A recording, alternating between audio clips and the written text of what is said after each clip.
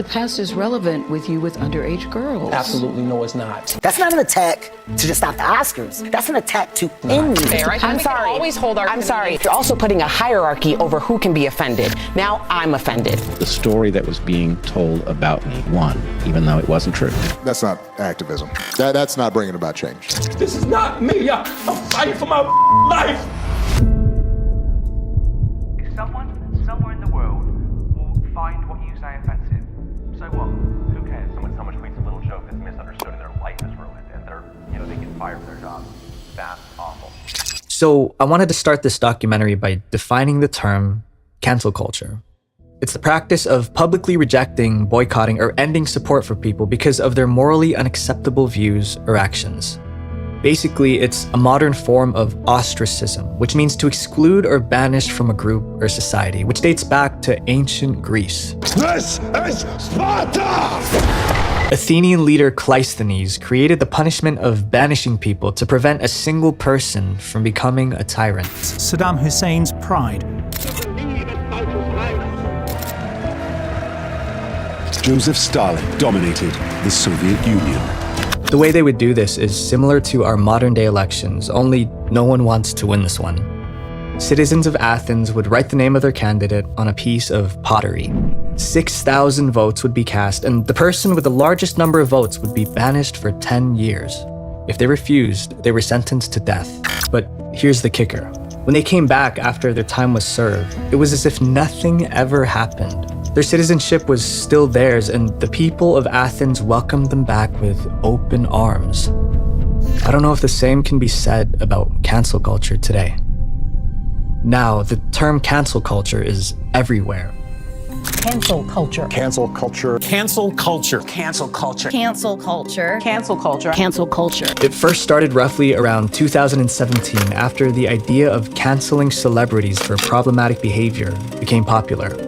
Merriam-Webster correlated the rise of cancel culture with the Me Too movement. Hi, my name's Tarana Bird, and I'm the founder of the Me Too movement. Thousands of women are using 2 words on social media to identify themselves as survivors of sexual harassment and assault. This is global. Then, it gained more steam. Google Trends show that there was almost no search for the phrase cancel culture until 2018. Soon after, celebrities including Taylor Swift and Kanye West were being canceled. Writer Jonah Bromwich explained that almost everyone worth knowing has been cancelled by someone. And finally, the best definition of cancelled was posted on Urban Dictionary. So if cancel culture started as a means to punish people who've done regrettable things, then what's so bad about it?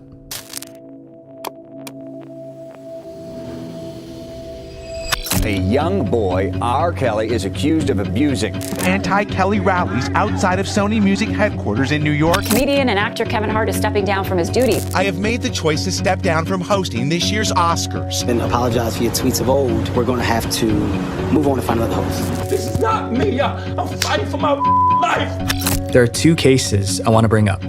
Let's take a look at the timeline of R. Kelly's demise. In 1994, he married Aaliyah.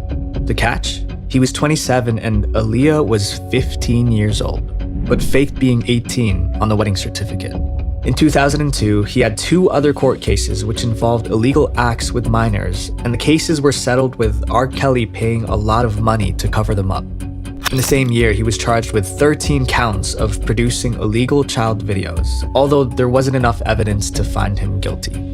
Gloria Allred, the lawyer who represented several of his victims, explained that of all the predators I have pursued, R. Kelly is the worst. Finally, in 2018, R. Kelly was cancelled.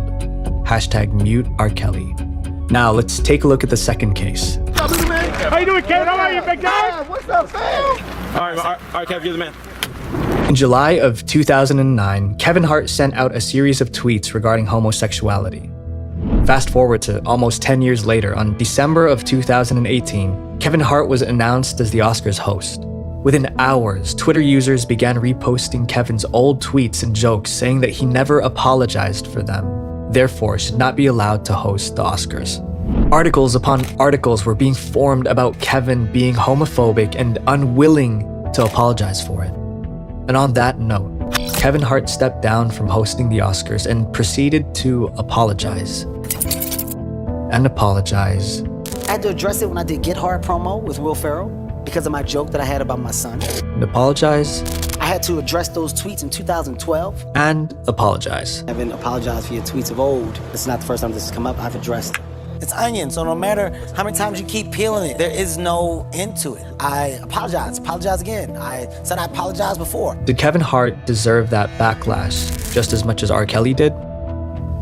One problem with cancel culture is that it cannot be monitored. In a criminal justice system, the aim is to judge a crime fairly and create a punishment that matches the crime. And while it's not perfect, when you compare that to cancel culture, I think the point is clear. The crime doesn't usually match the punishment. I'm not saying that Kevin Hart has never been at fault. He said things he regrets, but he's learned from them. He has rebuilt his reputation and vowed to never make those jokes again.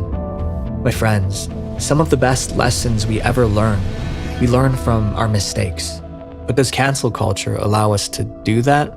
I want to apologize to the internet. I owe you an apology. I'm only here to say that I'm so sorry. Sorry for anybody who I've ever offended. I apologize so deeply. I wanted to make this video to say sorry to everyone. Continue to grow and mature.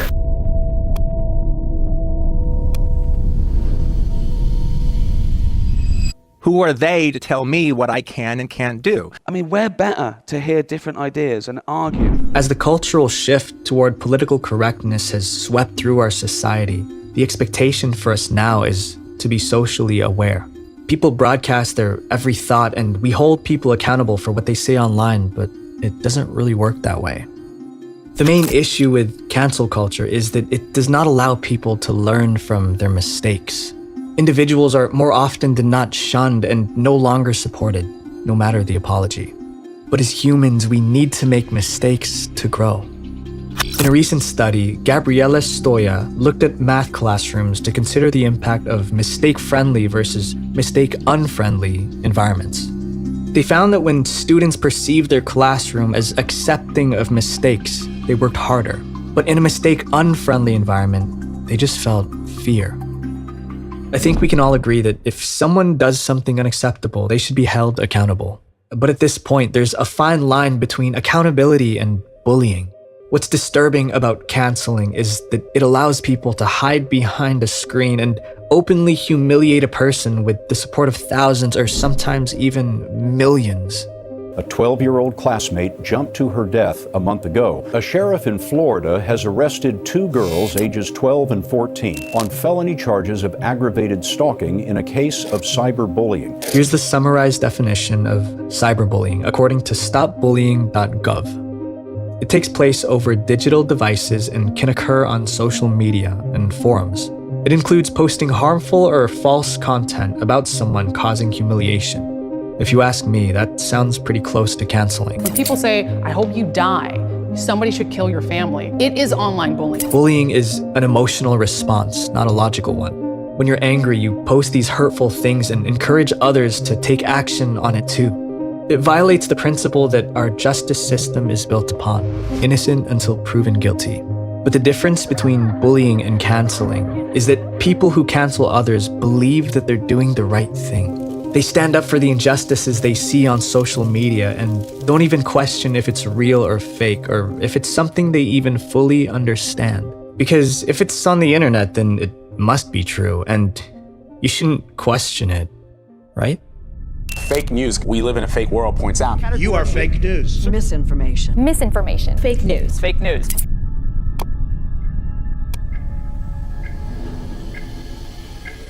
In 1951, students of Swarthmore College participated in an interesting experiment. Students were asked to complete a seemingly easy task. Each person in the room had to say out loud which comparison line was most like the target line. But the catch was, everyone in the room was in on the experiment except for the last person. The answer was obvious, but the people in on the experiment would always choose the wrong line. So what did the real participants do? Definitely C. C. After 12 trials, 75% of real participants conformed to the group and at least once gave the wrong answer. And in the control group with no pressure to conform, only less than 1% of participants gave the wrong answer. Conformity is ingrained in our human nature. In order to survive, we must live in a community. But what's different about our current generations is that we are not just connected to a small community, but now the entire world through social media. Bad news spreads like wildfire, but as we've seen in the study, it spreads even if it's fake. He's a professor at Evergreen State, and he called the race-based demand, quote, a show of force and an act of oppression. Read your letter, and your letter didn't sound racist at all. It sounded very well thought out. The inflammatory response to your letter was so disturbing and shocking. The administrators sided with the protesters, even though they knew full well there was no evidence of racism. I was pursued as if I had said something egregious, allowed the world to see that this isn't about guilt at all. It's about power. You see this happen in the incident of Evergreen State University's professor Brett Weinstein. He made national headlines for being racist. Said some racist. I did apologize. I did not. Once a year, this university allows students of color to take a day of absence. But this time, it was flipped.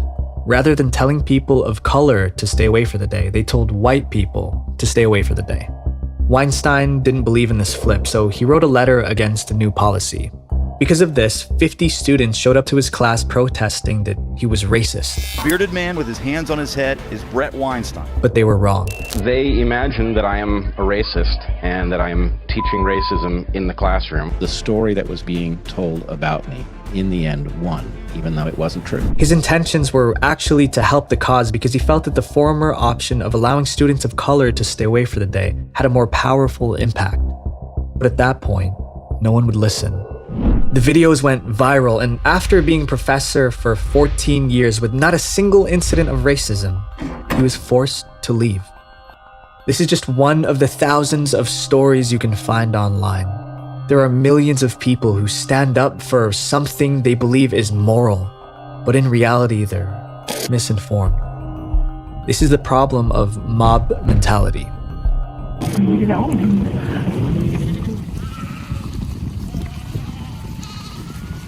When animals in herds are in a dangerous situation, they band closely together in a group.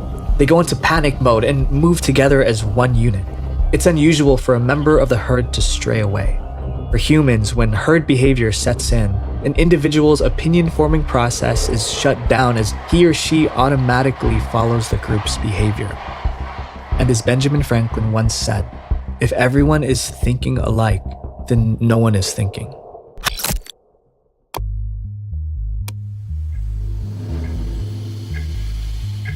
If someone somewhere in the world will find what you say offensive, so what? Who cares? And when someone tweets a little joke that's misunderstood and their life is ruined and they get fired from their job, that's awful. I have no interest in gender or race or anything like that, but everyone else is kind of calculating, is this the exact right mix? To me, it's anti-comedy. Times are changing, and with it, comedy as well. The limit that someone can joke about is becoming more restricting. Comedy, whether that be stand-up or a Netflix special, requires freedom and flexibility. A comedian has two jobs: telling fantastic jokes and filling the audience with joy. If they worry about every little detail of a joke they make, they'll fail to be genuine. One of the best parts of stand-up is its improvisation. Hello!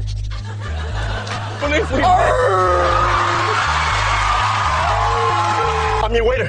My last name's Ryan. What took you so long? Don't you understand? We need some food at the table fast! No! And the beauty of improv gets taken away if people feel that they're walking on eggshells. When we take a step back and see the bigger picture, our entire generation is changing. Generation Z, those ages 9 to 24, represent 1 in 5 US residents. But there's a subsection of Generation Z that's one of the most powerful and influential groups today. They're called iGen. So what makes iGen so powerful? Well, iGen stands for Internet Generation.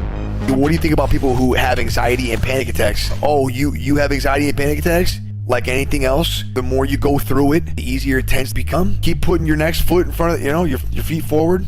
That's life, That's usually how it goes. You can't expect everybody to just completely understand it, and I don't either. Acknowledging that is the most important thing. Encouraging these people that you care about to actually seek proper help, seek real treatment, is something that I would promote for anyone. They, along with young millennials, are the most organized groups on social media. They have the potential to disrupt political and social processes, and even have the ability to move the stock market.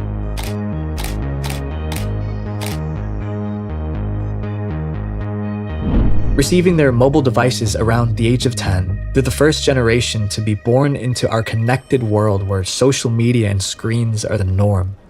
They're digital natives. Online communication is not something they had to learn. It always surrounded them, and they relate better to mass media than any other generation. Together, their voices are powerful, and I want to make a request to the Gen Zers and millennials out there, including myself. Don't let cancel culture be our legacy. Former President Obama warned our generation against the dangers of cancel culture. He explained that people are going overboard, condemning others all the time. Ex-President Donald Trump described something similar. The goal of cancel culture is to make decent Americans live in fear of being fired, expelled, humiliated, and driven out of society as we know it. If we want to do good for our generation, let's not start with bullying, but rather with a conversation. To hold people accountable for their actions, but not push them to the brink of ending their own lives for mistakes they have already learned from. If you want to make a change in the world, that change starts with no one else.